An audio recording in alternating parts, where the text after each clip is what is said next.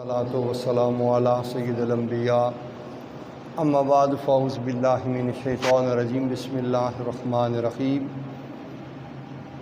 وَلِلَّهِ عَلَى النَّاسِ حِجُّ الْبَيْتِ مَنِ اسْتَطَاعَ إِلَيْهِ سَبِيلًا صدق اللہ مولانا العظیم وصدق رسولہ النبی الکریم ان اللہ وملائکتہ یصلون علی النبی یا ایہا الذین آمنوا صلوا علیہ وسلموا تسلیما اللہم صلی علی سیدنا و اصحاب سیدنا و ازواج سیدنا و مولانا و ملجأنا و مأوانا محمد و بارک وسلم وصلی علیہ الصلاۃ والسلام علیکہ یا سیدی یا رسول اللہ الصلاۃ والسلام علیکہ یا سیدی یا حبیب اللہ الصلاۃ والسلام علیکہ یا نبی اللہ وعلی آلکہ و اصحابکہ یا محبوب اللہ۔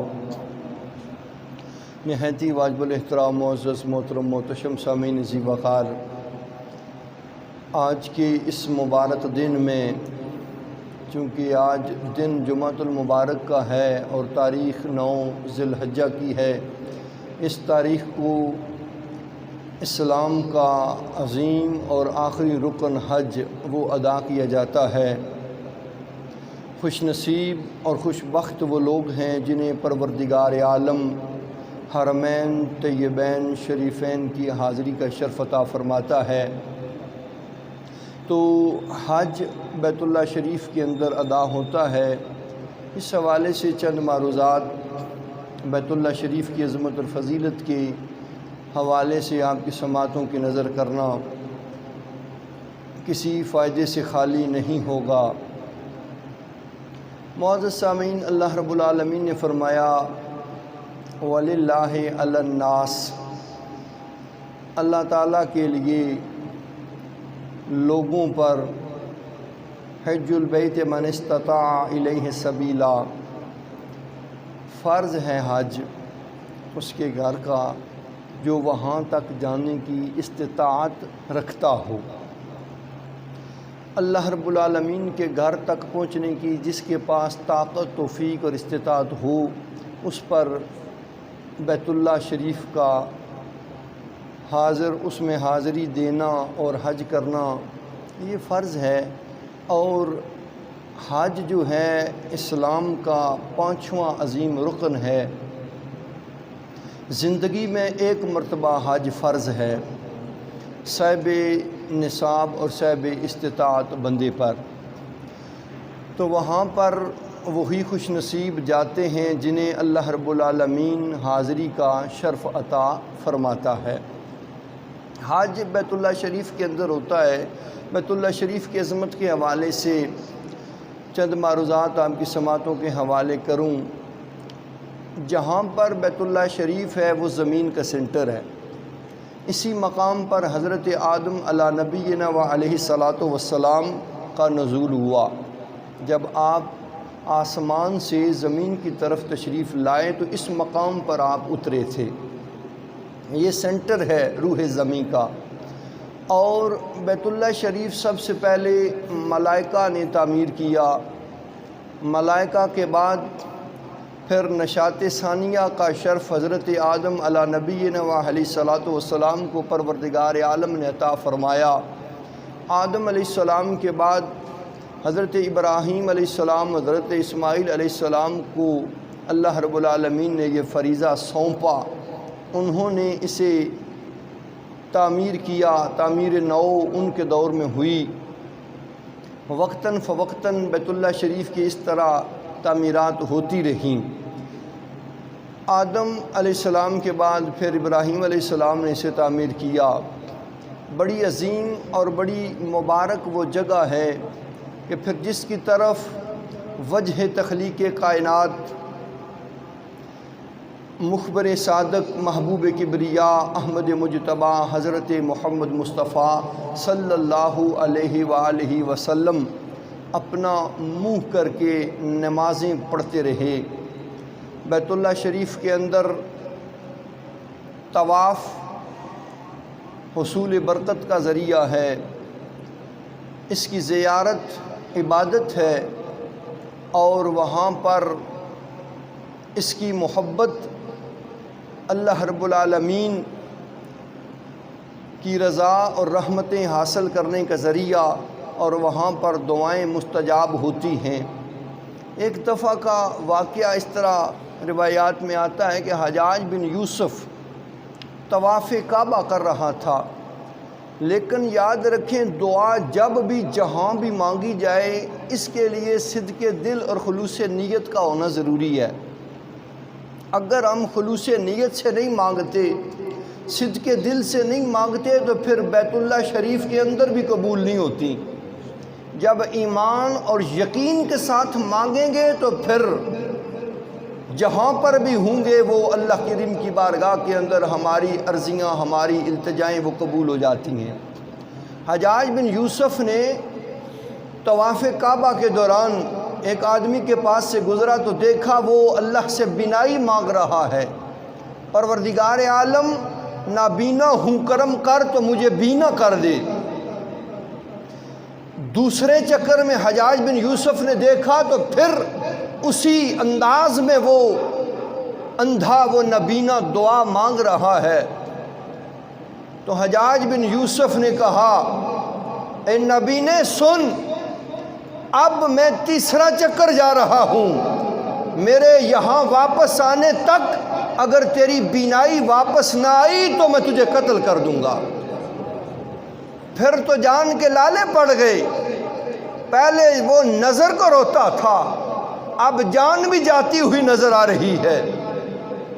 پھر صدق کے دل کے ساتھ، خلوص نیت کے ساتھ گڑ گڑا کے رب کی بارگاہ میں عرض کرتا ہے پروردگار عالم پہلے تو نظر کا سوال تھا، اب تو جان بھی جاتی ہوئی نظر آ رہی ہے، مہربانی کر دے، تیرے در کے سوا عطا کرنے والا کون ہے؟ تیری ذات کے سوا جھولیاں بھرنے والا کون ہے؟ میں تجھی سے تو سوال کرتا ہوں اور تجھی سے مانگتا ہوں، مہربانی کر کے مجھے عطا فرما۔ جب تیسرا چکر کاٹ کے حجاج بن یوسف آیا تو دیکھا وہ نابینا اللہ کے فضل سے بینا ہو چکا ہے۔ تو عرض کرنے کا مقصد کہ وہاں جب صدق دل سے مانگا جائے تو بات بنتی ہے خلوص نیت کے ساتھ، تو دعائیں وہاں پہ مستجاب ہوتی ہیں۔ اگر وہاں بھی دعا قبول نہ ہو تو پھر کہاں ہوگی؟ تو بہرحال معزز سامعین، اسی وقار وہ بڑی عظیم اور بڑی مبارک وادی اور جگہ ہے۔ اس مقام کا عالم یہ ہے، اس کی عظمت اور فضیلت یہ ہے، آقا کریم علیہ تحیت و تسلیم نے ارشاد فرمایا بیت اللہ شریف پر روزانہ اللہ رب العالمین کی جانب سے خاص 120 رحمتیں نازل ہوتی ہیں، خاص طور پر۔ ویسے تو وہاں اللہ کریم جل وعلا کے انوار و تجلیات اور رحمتوں اور برکتوں کی برکھا برس رہی ہے، لیکن کچھ مخصوص بھی ہوتا ہے، کچھ تخصیص ہوتی ہے۔ خاص طور پہ 120 رحمتیں نازل ہوتی ہیں۔ 60 رحمتیں ان کو عطا کی جاتی ہیں جو طواف کرنے والے ہوتے ہیں، اور 40 نماز پڑھنے والوں کو عطا کی جاتی ہیں، اور 20 رحمتیں فقط ان لوگوں کو عطا کی جاتی ہیں جو بیت اللہ شریف کا دیدار کر رہے ہوتے ہیں، فقط ان کے واسطے وہ 20 رحمتیں اترتی ہیں۔ اور حضور نبی رحمت صلی اللہ علیہ وآلہ وسلم نے ارشاد فرمایا اللہ رب العالمین ہر شب اہل زمین کی طرف نظر رحمت فرماتا ہے، اور پھر ان میں سے سب سے پہلے پروردگار عالم جن پہ نظر رحمت کرتا ہے وہ حرم شریف والے ہوتے ہیں، اور حرم میں سے بھی جو سب سے پہلے اللہ کریم کی نگاہ لطف و کرم کے اندر آتے ہیں وہ مسجد حرام والے ہوتے ہیں۔ مسجد حرام والوں کو دیکھا جاتا ہے، یہ وہ مسجد ہے جہاں ایک نماز پڑھنے کا اجر و ثواب 1,00,000 نمازوں کے برابر عطا کیا جاتا ہے۔ 1,00,000 نمازوں کے برابر ایک نماز کا ثواب ہے مسجد حرام، جس کے اندر خانہ کعبہ شریف ہے۔ تو مسجد حرام والوں کو سب سے پہلے پروردگار عالم کی جانب سے وہ نگاہ لطف و کرم نصیب ہوتی ہے۔ اللہ رب العالمین ان پر مہربانی کرتا ہے۔ تو فرمایا آقا کریم علیہ تحیت و تسلیم نے کہ پھر جو بندہ طواف کرتا ہوا اللہ کریم کی نگاہ لطف و کرم میں آتا ہے، پروردگار عالم اس کے گناہوں کو معاف فرما دیتا ہے۔ پھر جسے اللہ رب العالمین نماز پڑھتے ہوئے دیکھتا ہے، اس کی لغزشوں کو بھی معاف کر دیا جاتا ہے۔ اور پھر وہ لوگ جو بیت اللہ شریف کی طرف منہ کر کے کھڑے ہو کے دیدار کر رہے ہوتے ہیں، پروردگار عالم ان کو بھی مغفرت عطا فرما دیتا ہے۔ اللہ رب العالمین کی یہ نگاہ لطف و کرم وہاں پر نصیب ہوتی ہے۔ یہ بڑی عظمت اور بڑی فضیلت کی بات ہے۔ یہ اس روح زمین کی برکت ہے جہاں پہ اگر بندہ چلا جائے تو پھر وہ سب سے پہلے اللہ رب العالمین کی نگاہ لطف و کرم کے اندر آ جایا کرتا ہے۔ انوار و تجلیات کا وہاں پر نزول ہوتا ہے۔ اور پھر جو عام طواف کعبہ کرتے ہیں، اس کی بڑی فضیلت ہے، بڑی عظمت ہے۔ آقا علیہ الصلوۃ والسلام نے ارشاد فرمایا، جو بندہ گن کر بیت اللہ شریف کے گرد 7 چکر لگاتا ہے، اللہ رب العالمین اسے ہر قدم کے بدلے 10 نیکیاں عطا فرماتا ہے۔ ایک حسنہ سے مراد 10 نیکیاں ہیں۔ ہر قدم کے بدلے 10 نیکیاں عطا کرتا ہے۔ نامہ اعمال سے ایک گناہ مٹ جاتا ہے۔ ایک قدم کے بدلے اس کا ایک درجہ بلند کر دیا جاتا ہے، اور ایک غلام آزاد کرنے کا اجر و ثواب بھی عطا کیا جا ہے۔ ذرا اونچا جا خود محبت سبحان اللہ، ایک بار پھر آنکھو اپلا ماشاءاللہ۔ یہ اس مقام کی تھوڑی سی عظمت اور فضیلت آپ کی سماعتوں کے حوالے کر رہا ہوں، جو آقا علیہ الصلوۃ والسلام نے اپنی زبان حق کے ترجمان سے ارشاد فرمائی ہے۔ دعا ہے کہ اللہ کریم اس مبارک سرزمین کی حاضری ہر بندہ اور مومن مسلمان کو نصیب فرمائے۔ نصیب والے ہیں جو وہاں پہ جاتے ہیں، اور وہاں کی حاضری سوائے نصیب اور مقدر کے میسر بھی نہیں آتی۔ اگر کوئی یہ کہے کہ میں بزور بازو وہاں پہ چلا جاؤں تو یہ بھول ہے۔ نہ کوئی اپنے اختیار کے بل بوتے پہ جا سکتا ہے، نہ اپنے پیسے کی اور اپنی طاقت کی استعمال سے وہاں پہ پہنچ سکتا ہے۔ بڑے بڑے غریب دیکھے ہوں گے آپ نے، جن کے پاس کچھ بھی نہیں ہوتا، وہ بھی حاجی صاحب کہلواتے ہیں، کھانے کے لالے پڑے ہوتے ہیں۔ تو بھائی آپ کیسے گئے حج یا عمرہ، آپ کو یہ سعادت کیسے نصیب ہوئی؟ تو بس یہ اللہ نے کروا دیا۔ تو بڑے بڑے امیر زادے دیکھنے کو ملتے ہیں جنہیں وہاں حاضری کی توفیق ہی نہیں ہوتی۔ تو وہاں بزور بازو نہیں جایا جاتا، وہاں وہی جا سکتا ہے جسے اللہ اپنے فضل اور کرم سے لے جاتا ہے۔ اور یہ اس کے اندر بھی حکمت ہے، جب حضرت ابراہیم علی نبینا علیہ الصلوۃ والسلام نے بیت اللہ شریف کو تعمیر کیا نا، اللہ کریم جل وعلا کی بارگاہ کے اندر عرض کیا، پروردگار عالم یہ تو بن گیا ہے۔ اللہ کریم جل وعلا نے فرمایا پھر ایسا کریں، اب بندگان خدا کو دعوت عام دیں، اعلان کریں کیا لوگوں آؤ اس مقام پر اللہ رب العالمین کے گھر کی زیارت کرو اور سر تسلیم خم کرو، یہاں پہ مانگو عطا کیا جائے گا، اور یہاں پہ آؤ رب تعالیٰ کو راضی کرنے کے واسطے۔ عرض گزار ہوئے پروردگار عالم دور دراز تک جہاں تک نظر جاتی ہے وہاں تک تو سرائی سرائے، کوئی بندہ بشر نظر نہیں آتا۔ میری آواز کہاں تک پہنچے گی، کتنے دور تک جائے گی، یہاں تو کوئی نظر ہی نہیں آتا۔ اللہ رب العالمین نے فرمایا کہ پیارے خلیل، آواز لگانا یہ آپ کا کام ہے، کس کس تک پہنچانی ہے، کس کس کو سنانی ہے، یہ ہمارے ذمہ کرم پہ چھوڑ دو۔ یہ فکر نہ کریں، بس آواز دے دیں، بندگان خدا اور غلامان مصطفیٰ کو پکار دیں، پھر جس کے نصیب میں ہوگا وہ سن بھی لے گا اور اپنے وقت پہ آ بھی جائے گا۔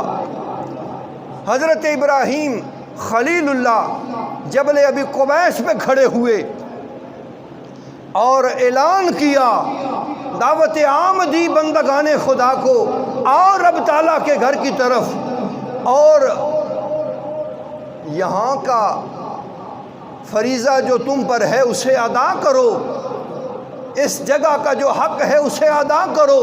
آپ نے جو کہنا تھا، جو پکارنا تھا وہ کہہ دیا۔ پروردگار عالم نے صدائے خلیل کو پھر وہاں تک پہنچایا جہاں تک پہنچانا ضروری تھا۔ جو علم الہی کے اندر جن کے نصیب میں حج یا عمرہ مقدر ہو چکا تھا، ان تک اللہ رب العالمین نے پھر آواز پہنچائی۔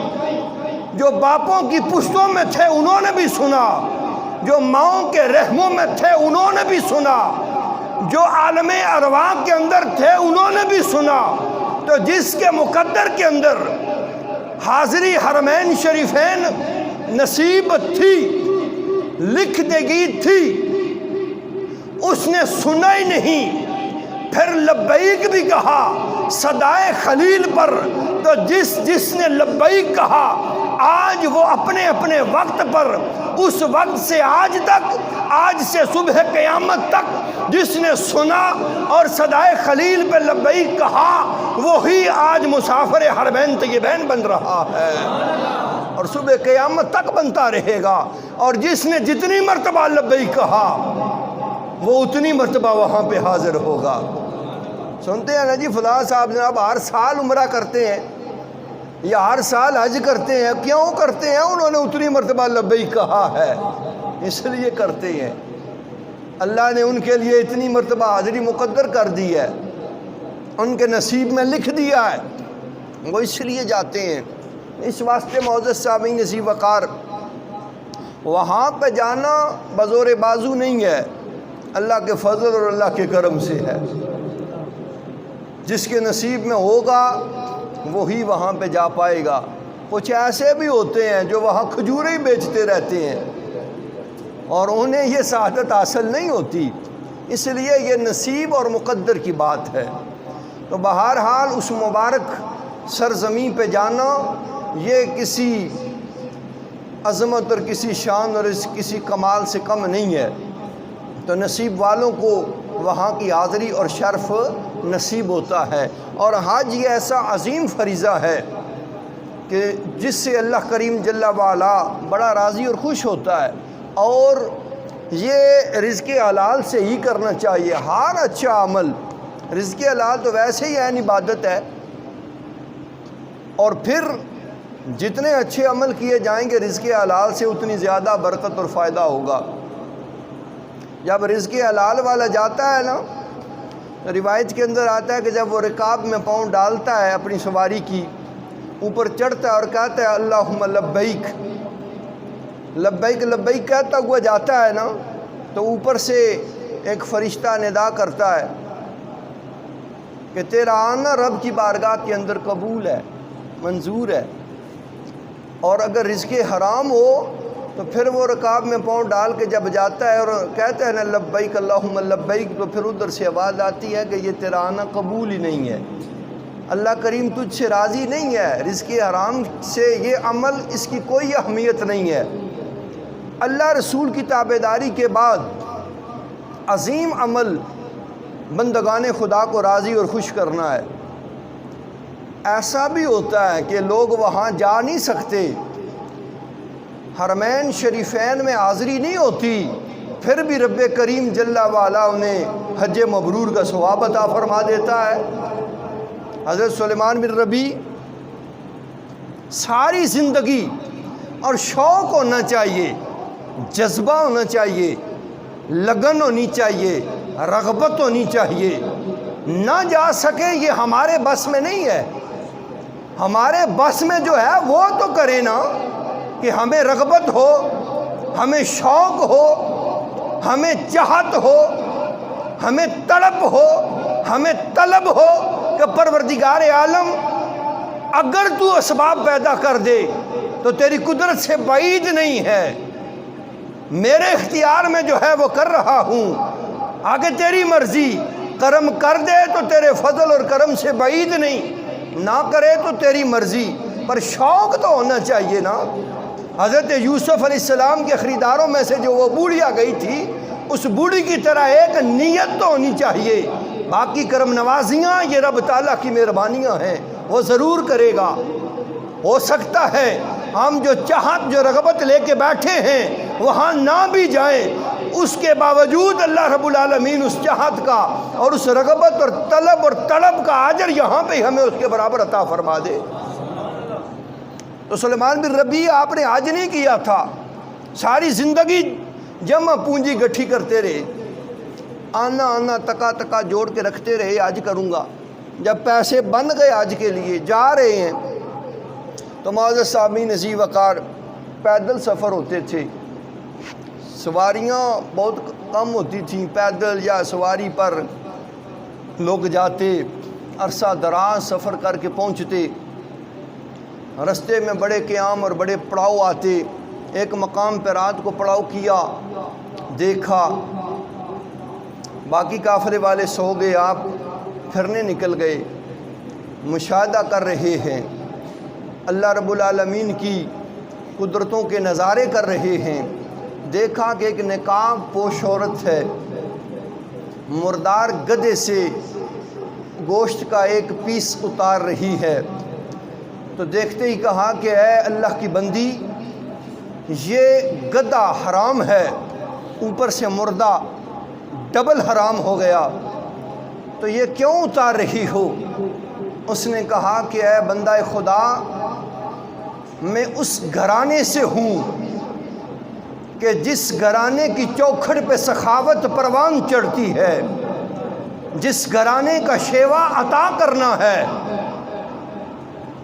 لینا یا کسی کے سامنے سوال دستے دراز کرنا یہ ہمارے شیان شان نہیں۔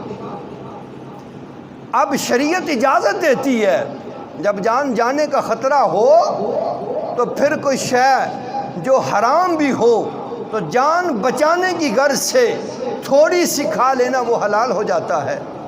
میں اور میری بچیاں ہیں، ہم کتنے دنوں سے بھوکے ہیں، سید ذاتی ہوں، مانگ سکتی نہیں، اپنے آپ تو ہم لوگ دیتے ہی نہیں، کسی کو کیا خبر۔ تو معزز سامعین اس نے کہا کہ مانگ سکتی نہیں، اب فاقوں سے یہ نوبت آن پڑی ہے کہ جان جانے کو ہے، تو اس لیے یہ تھوڑا سا اتار رہی ہوں تاکہ کھا کے جان بچا سکوں۔ اسلام کے اندر جان بچانا ضروری ہے، وگرنہ وہ خودکشی کہلاتی ہے۔ اس لیے جب ایسا مرحلہ آ جائے تو پھر شریعت کے اندر تھوڑی نرمی آ جاتی ہے، اجازت مل جاتی ہے۔ تو جب سلیمان بن ربیع نے یہ سنا تو رہ نہ سکے، جو بھی جمع پونجی تھی نا ساری کی ساری اس کو دے دی، کہا کہ بی بی یہ لے لیں، چھوڑ دیں اس کو، آئیں آپ کو گھر تک چھوڑ دوں۔ گھر تک چھوڑا اور جو کچھ تھا وہ ان کو دے دیا، کہا دعا کرنا۔ بی بی نے بھی اس کی بچیوں نے بھی دعا کر دی۔ صبح جب قافلہ اٹھا روانہ ہوئے، حضرت سلیمان نے کہا کہ میں نہیں جا سکتا، تم چلے جاؤ۔ جناب یہ کیا طریقہ ہے؟ آدھے رستے میں آ کے آپ کہتے نہیں جاؤں گا، بڑے شوق سے آئے تھے، بڑی رغبت سے آئے تھے، بڑی چاہت سے آئے تھے۔ فرمایا بس میں یہیں پہ رکوں گا، جو تم واپس آؤ گے تو تمہارے ساتھ گھر چلا جاؤں گا۔ رک گئے، وہ لوگ چلے گئے۔ حج کر کے جب پلٹے، سلیمان نے ان کا استقبال کرنا چاہا۔ حضور نے ویسے بھی فرمایا ہے کہ جو وہاں سے ہو کے آئے، حج عمرہ کر کے آئے، اسے جلدی جلدی ملو، وہ بخشا ہوا ہوتا ہے۔ اگر صدق دل سے جائے بندہ، اگر وہاں پہ جا کے سوتا رہا اور خالی جناب وہ اس نے ایک نام ہی لگوانا تھا تو پھر بات نہیں ہے۔ صدق دل کے ساتھ جو بندہ ہو کے آئے تو اس کا استقبال کرو، اس سے دعا کرواؤ، وہ بخشا ہوا ہوتا ہے، جس کے لیے کرتا ہے اللہ اس کے بارے میں بھی فضل فرما دیتا ہے۔ آگے بڑے استقبال کروں گا، خوش آمدید کہوں گا، سارے حاجی ٹوٹ پڑے۔ اور سلیمان بن ربیع اگر ہمارے ساتھ یہ کیا آپ نے کیا، جاننا تھا تو پھر ساتھ جاتے، پیچھے کیوں رہے اور پھر اکیلے ہی چلے گئے؟ فرمایا میں کدھر گیا، میں تو ادھر ہی بیٹھا ہوا ہوں۔